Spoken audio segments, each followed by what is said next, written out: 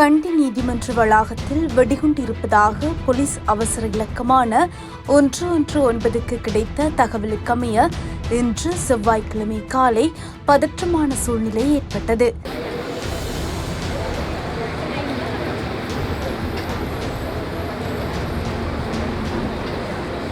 இதன் காரணமாக கண்டி நீதிமன்ற வளாகத்திலிருந்து மக்கள் அப்புறப்படுத்தப்பட்டு சோதனைகள் மேற்கொள்ளப்பட்டுள்ளன.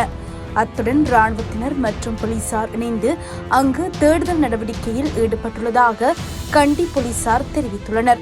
அத்துடன் போலீஸ் அவசர இலக்கத்துக்கு இந்த தகவலை வழங்கியவர் தொடர்பிலும் விசாரணைகள் ஆரம்பிக்கப்பட்டுள்ளதாக தெரிவிக்கப்படுகிறது. இதேவேளை கண்டி நீதிமன்றத்தின் நடவடிக்கைகள் எதிர்வரும் 16ஆம் தேதி வரை ஒத்திவைக்கப்பட்டுள்ளது.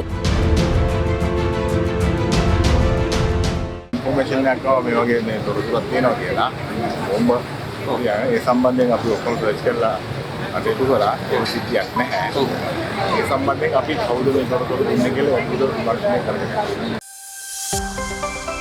உடனுக்குடன் செய்திகளை நொடிப்பொழுதில் அறிந்திட ஒருவன் நியூஸை பார்வையிடுங்கள்.